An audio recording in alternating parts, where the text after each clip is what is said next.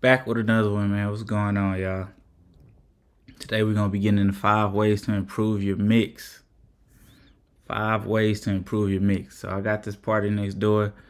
The beat that I did, pulled up just to kind of use it as a stepping stone to show you guys how to improve your mix, right? So I'm gonna just be going over tips, man.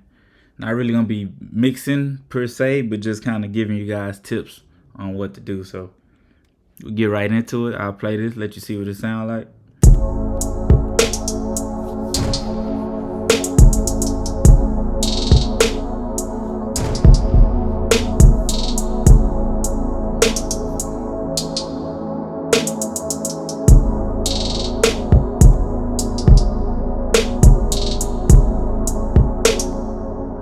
Cool. So when I mix, man, a lot of what I do is within here. But if you want, you could definitely send these out to mixer tracks. So just for the sake of the video, I send these out to mixer tracks, right?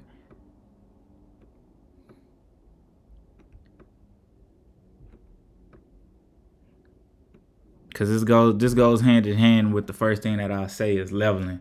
Leveling is gonna be like your basis for everything, right? Leveling will be your basis for everything. So you want to make sure you level everything correctly.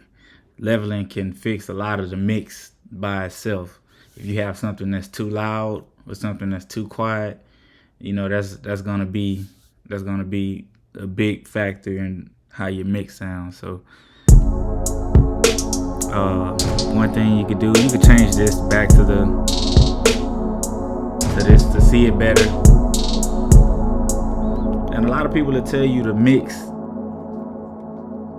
with the volume low. So if you hit Command Shift, you can, let's pull this back. If you hit Command Shift, you can select every track. So I go to track 6, and you could pull everything down at the same time, right? A lot of people will tell you mix at a lower volume. So you could bring everything lower and then kind of pull it in, pull everything up, right? So that's one way to do it. That way when you get finished, because you don't want to be clipping at the end of it. If you're really trying to mix, you don't, of course you don't want to be clipping. You're just doing a quick mix, bouncing it out. It's not going to be too bad if it's clipping. But when you're trying to get to a final product and everything, you don't want any clipping. So this way you lower everything and slowly bring everything up. And then that way you can monitor your like headspace before getting to that 0 mark right here on your master. So that's one way to do it.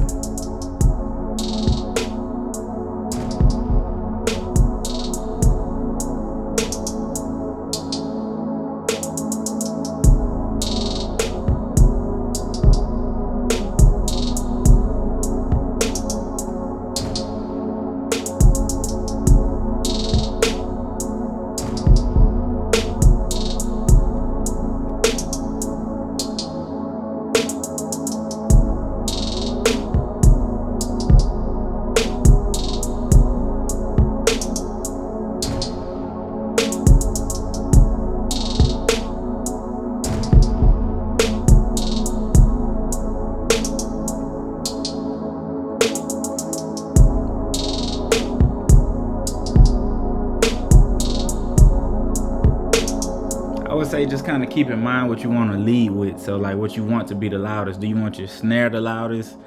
You want your snare to drive it or your kick to drive it? I know you want all of it to hit hard, right? But just keep in mind which one you want, like the absolute loudest, whether it's your snare, your kick. Could be the hats, not all the time the hats, but usually like the snare, the kick, right? So just keep that in mind with what you want to give like the most volume to. And then number 2, what goes with this is panning. I don't do a lot of panning, which I probably should do more panning. I think it's more good on like the or should I say better? I think it's better for using it on the drums. So like if you're gonna pan the hats one way, or if you have little accent melodies, different things like that, you could pan it. I prefer panning just a little off center, not much. So like this right here is what, 17, 16, 15% left, right, something like that.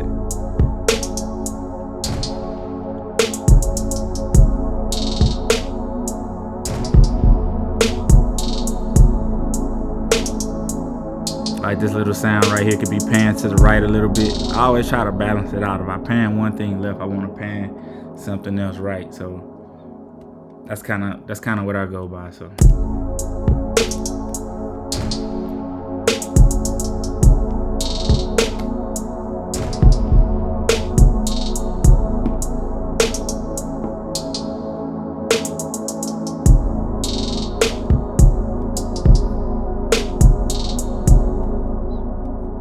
Leaving that little headspace is also gonna give you room to like bring the volume up, and when you master the beat or when you have a finished product. So don't really worry about it not being very, very loud, at the beginning.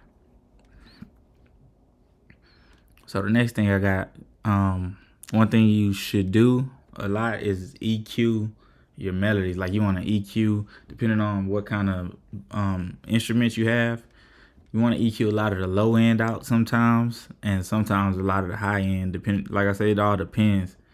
It's not just like a cookie cutter thing, right? So you want to EQ. See how I got this one EQ right here? Let's see, I can take this off. See if I turn it off. See how that sounds way more muddier, and also in the high end it sounds. Even a lot in the high end, it sounds way too loud in the high end, right? It's just too much high, too harsh, too loud, overlapping, whatever it is.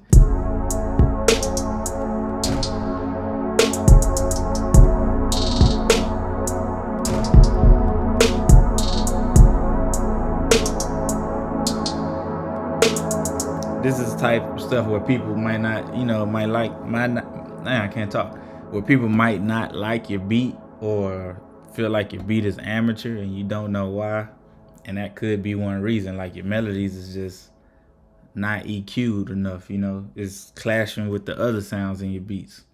Like I say, it's not a cookie cutter thing. That's not always the case, but that could be an issue. So just monitor that. I got this EQ like that. Took this first one, took a lot of high end out, and I took some of the low end out.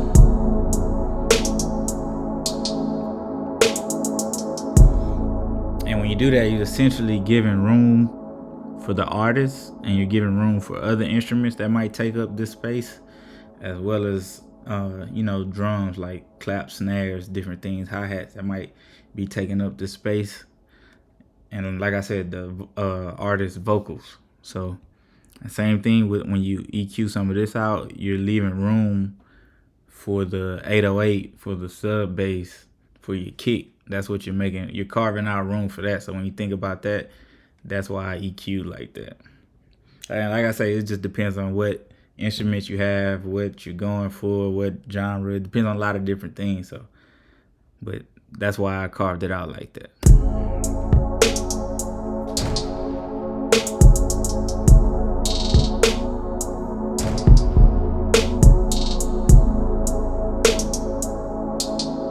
Another thing that can help you mix and like the overall sound of your beats is putting reverb on certain things. So you see right here, I got reverb on the hats, and that's to give it, that wide open sound, So I'll play it without it, and it's cool, right?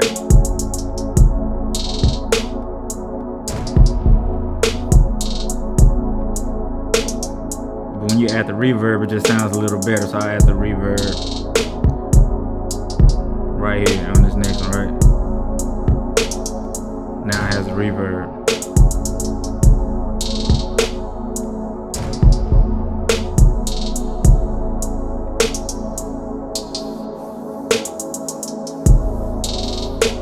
It just gives it that sound like it's in a big room, right? So it kind of gives that sound like it's in a big room, almost something like an echo, but not really an echo. It just makes everything sound that much better. So I wouldn't put it on everything, but it's definitely certain things that you could use it on, depending on if you have like a dry piano, you might want to add some reverb or chorus or something to it. Hi-hats, you could add reverb, the snare, depending on what type of beat you're making, or what genre you're doing, you might want to add reverb, try it out. So Like this, even this sound right here, this little explosion sound could definitely add reverb to that.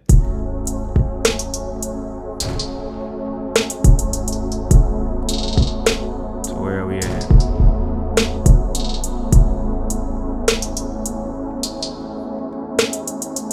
So let's see how it sounds. See, it just makes it sound that much bigger.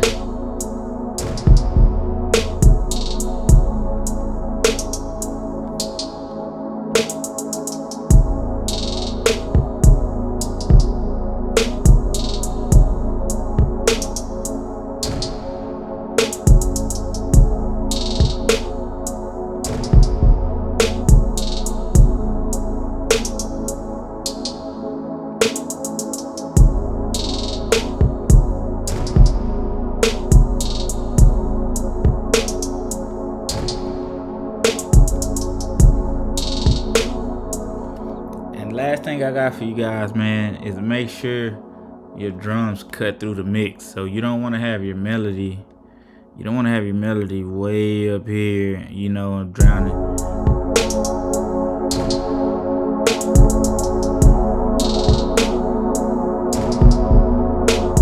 Your drums turned all the way down to where it sounds even worse than where it's at right now, right? So you also always want to make sure your melody cuts through the mix. So that's what the EQing, the melody helps. That's what leveling helps. You want to make sure your drums, want to make sure your kick and snare especially cut through the mix.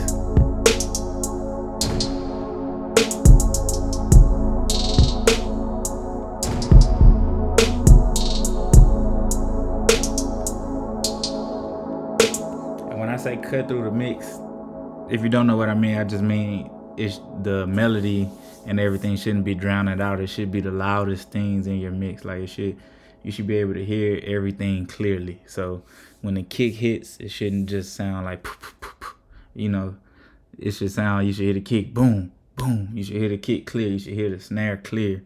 Don't have everything in your beat, drowning out the rest of your melody. Let me plug this laptop up. So you want to make sure your drums cut through the mix, man. So that's the 5 things I say, 5 tips I have for you guys to help your mixing. I hope it helped you out. Didn't do vocals on this mix, so didn't do vocals. That's a whole different video for vocal mixing, but I think this will definitely help your beats out, man, if you use these 5 tips. So I hope y'all enjoyed the video, man. That's all I got for y'all today. I will see y'all in the next video. Make sure y'all hit that subscribe button. New content every day. So see y'all next time, man. Signing out.